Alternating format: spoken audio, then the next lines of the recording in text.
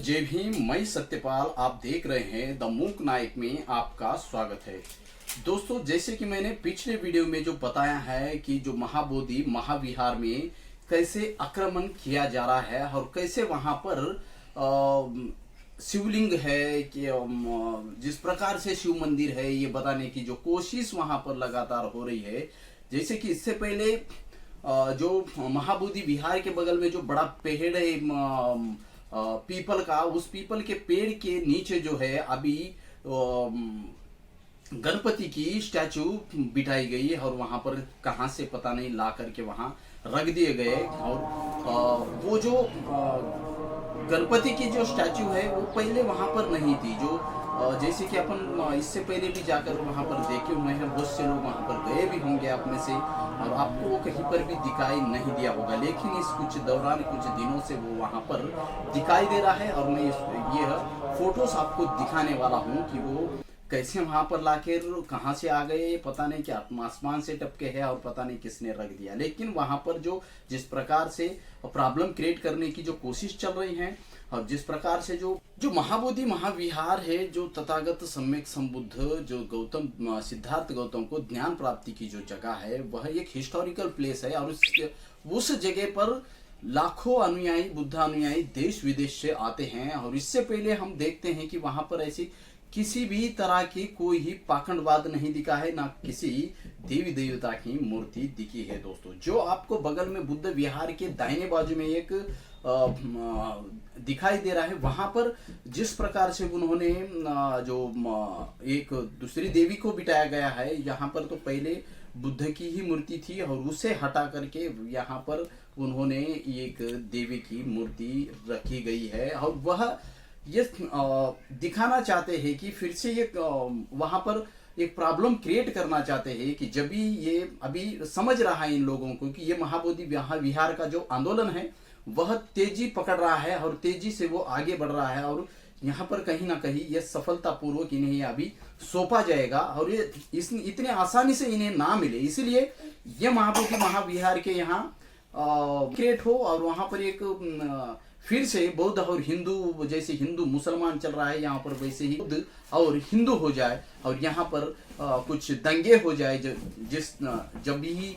ये बौद्धों को सौंपने का समय आए तब यहाँ महाबोधि विहार के यहाँ कुछ रक्तपात हो और ये जो शांति का जो यहाँ से दुनिया भर में संदेश जाता है वह भंग हो जाए। और यहाँ पर बौद्धों ने ऐसा किया है, बौद्धों ने इस महाबोधि महाविहार को यहाँ पर शांति भंग की है, ये बौद्धों को मलिन करना चाहते हैं। दोस्तों, कहीं ना कहीं यह दिख रहा है इसके पीछे के मंसूबे, जो शिवलिंग का दावा कर रहे हैं। और शिवलिंग के साथ साथ अभी वहां पर गणपति की भी वो मूर्त दिखाई दे रही है। दोस्तों, आप देख सकते हैं, आप वहां पर भी जाकर देख सकते हैं कि जो पुरातन जो बुद्ध के सम्राट अशोक, राजा सम्राट अशोक जी ने निर्माण किया हुआ है, वो पत्थर बिल्कुल अलग दिखाई देगा आपको। और ये जो पत्थर है ये कल्परसुन का कहाँ तो भी किसी भी एक कलाकार से बनवाकर वो यहाँ पर इस 5-6 महीने के दौरान ही रखा गया है, ऐसे ही वो कहीं ना कहीं दिखाई दे रहा है। पिछले मैं खुद इस 2 साल यानी 2022 में मैं वहां पर गया था सितंबर में,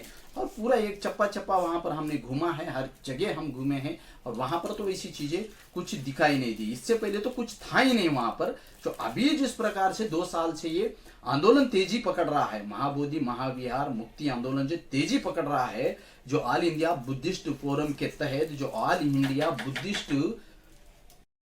इंडिया बुद्धिस्ट ऑर्गेनाइजेशन की तरफ से ये सारे ऑर्गेनाइजेशंस एक होकर के ये लड़ाई लड़ रहे हैं। इससे पहले कहते थे लोग कि अम्बेडकरवादी एक नहीं होते, जो बुद्धिस्ट लोग हैं वो एक होने के चांस ही नहीं है, वो अलग अलग गटों में बटे हैं। अभी वो जमाना चले गया है और अब बौद्ध जागरूक हो रहा है, अम्बेडकर राइट जागरूक हो रहा है और वो एक जगह आकर ये पंचशील ध्वज के नीचे, धम्म ध्वज के नीचे आकर वो काम कर रहा है, ये एक नीले ध्वज के नीचे आकर काम कर रहा है। भले ही आप अपने तरीके से किसी ने संगठन बनाए होंगे, वो आप अपने क्षेत्र में अच्छी तरह से काम कर रहे हैं, वह एक अम्बेडकर राइट बुद्धिज्म को आगे बढ़ाने के लिए आप अपने तरीके से भले ही काम कर रहे होंगे लेकिन सबका टारगेट एक है, वह बुद्धिज्म को इस देश दुनिया में जो साइंटिफिक धम्म जो है उसे वह दुनिया को परिचय देना चाहते हैं ये अम्बेडकराइट बुद्धिस्ट लोग दोस्तों। यही जिस प्रकार से इस देश में भले ही बुद्धिज्म भी अलग अलग गुटों में बटा होगा, लेकिन वह उनका टारगेट ये की है कि देश दुनिया में शांति फैले। जैसे कि पूरी दुनिया वर्ल्ड वार के तरफ जाने की कोशिश में यहाँ पर दोनों के बीच में जो है बुद्ध खड़े हैं, इसीलिए ही दुनिया वर्ल्ड वार के तरफ नहीं बढ़ सकती। आप देखते हैं अलग अलग धर्म सुधारक ने उन्होंने युद्ध की परिभाषा की है, लेकिन बुद्ध ने युद्ध को नाकार दिया है, शांति का मार्ग बताया है। इसलिए दोस्तों इस दुनिया में बुद्धिज्म को अभी ज्यादा फैलाने की भी जरूरत है, और बुद्धिज्म को इस देश नहीं पूरी दुनिया को एक साइंटिफिक तरीके से बुद्धिज्म को लोगों के सामने प्रेजेंट करना होगा दोस्तों। इस प्रकार से मैंने जो आपको बताया है कि यहाँ पर गणेश की मूर्ति रखाई गई है, तो कि दोस्तों यह जो मूर्तियां यहाँ पर रखी हुई है, जिस प्रकार से उन्होंने ये मूर्तियों को यहाँ पर रखा है और ये जो साजिश के तौर पर रखा गया है दोस्तों, ये कैसे पॉसिबल हुआ? क्योंकि 1949 का जो बीटीएमसी एक्ट है, उस एक्ट में जो ब्राह्मणी 4 जो लोग रखे गए हैं, जो उस कमेटी में सदस्य 4 लोग ब्राह्मण हैं और जो 4 लोग हैं वो बौद्ध रहना है, लेकिन वहां पर पूरे के पूरे ब्राह्मण ही घुसे हुए हैं दोस्तों वो उस कमेटी में। क्योंकि इस प्रकार से यहाँ पर ये जो मूर्तियां रखी गई है, ये जो इलीगल तरीके से वो जो पीछे वाले दरवाजे से रखी गई है दोस्तों, ये लाके कहीं ना कहीं, ये तो सामने से तो नहीं आएंगे, क्योंकि जानबूझकर पीछे बाजू से वहां पर दूसरा गेट करवाया गया और वो जगह से इलीगल तरीके से वो मूर्तियां लाके रखी गई है। और यहाँ पर जो दावा किया जा रहा है अभी कि यहाँ पर शिवलिंग है, यहाँ पर गणेश की मूर्ति रखी गई है, और ये वहां पर जो गाइड्स रखे हुए हैं उस बीटीएमसी कमेटी के तरफ से, वो गाइड्स भी बताते हैं कि यहाँ पे शिवलिंग है। जो जैसे कि वहां पर वो फूल रख रहा है पंडित, वहां पर उसका कोई काम ही नहीं वहां पर बौद्ध विहार में, क्योंकि जिस प्रकार से ब्राह्मणी धर्म है और बुद्धिज्म है, उसका कोई तालमेल नहीं खाता, वो एकदम एक दूसरे के अपोजिट के है दोस्तों। जब भी ब्राह्मणिज्म अगर वर्चस्व हो रहा है, अगर ब्राह्मणिज्म ऊपर आ रहा है, तो इसका मतलब यह समझ लेना है कि कहीं ना कहीं बुद्धिज्म का प्रचार कम हो रहा है, ऐसा समझ लेना चाहिए। जब भी ब्राह्मणिज्म समाप्त हो रहा है, कम हो रहा है, तब यह समझ लेना है कि आपको बुद्धिज्म अब तेजी से ऊपर आ रहा है, क्योंकि यहाँ पर दोनों ही इसकी लड़ाई इस देश में सदियों से चलती आ रही है, ब्राह्मणिज्म और बुद्धिज्म और ब्राह्मणिज्म, ये दोनों के भीतर ये है एक बड़ा संघर्ष होते हुए आ रहा है कि ब्राह्मणिज्म ये एक झूठ पर आधारित है और बुद्धिज्म ये जो है साइंटिफिक सत्य के ऊपर, सत्य की खोज की लिए वो बना हुआ है। हर जगह उसको आपके आंखें खोल देता है, आपके माइंड को खोल देता है, आपके हर प्रश्न की वहाँ वो उत्तर है। यही बुद्धिज्म है दोस्तों। जिस प्रकार से इस देश में अभी बुद्धिज्म को इसलिए समाप्त करने का प्रयास चल रहा है, बुद्धिज्म को इसलिए मलिन करने का प्रयास चल रहा है, क्योंकि इस देश में अगर बुद्धिज्म ऊपर आया तो इस देश का ब्राह्मण इस देश में रहेगा ही नहीं, क्योंकि अभी इस देश छोड़ के जाने का उसको समय आएगा। क्योंकि जब भी इस देश में अगर ब्राह्मण अगर है तो उसका एक ही जो जीने का साधन है वो है मंदिर, वो है ईश्वर, उसकी खेती है। वो अगर वही खेती छीनने का काम बुद्धिज्म करता है दोस्तों, उसके पूरे के पूरे उसके जीवन को ही नष्ट करता है, उसकी पूरी जड़ को ही खत्म करता है ब्राह्मण की। इसीलिए बुद्धिज्म को ये लोग अपनाने से और बुद्धिज्म को ये लोग बुद्धिज्म को नाकारते हैं दोस्तों। बुद्धिज्म इन्होंने हर तरीके से बुद्धिज्म को डिस्ट्रॉय करने का प्रयास किया, लेकिन वो नहीं हुआ। इसलिए उन्होंने आखिरकार क्या किया, उन्होंने अपनाया कि यह विष्णु का अवतार है।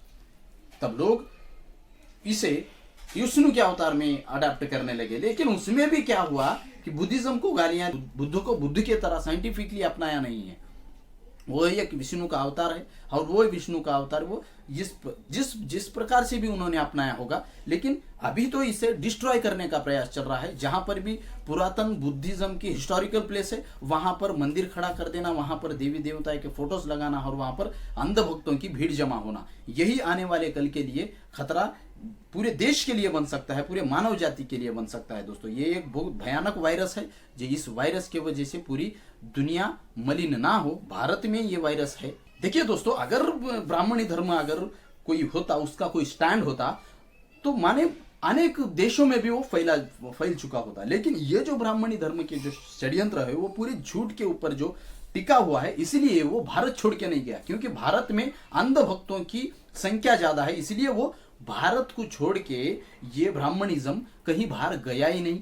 कोई ईश्वर भारत को छोड़ के समुद्र पार कर ही नहीं सका। बुद्ध यही सत्य है, बुद्ध ये ही साइंटिफिक है, बुद्ध ही वैज्ञानिक है, और बुद्ध ही इस दुनिया का सत्य है। दोस्तों, इस सत्य के सफर में जुड़े रहिए द मूक नायक के साथ। मूक नायक आपकी आवाज बनेगा।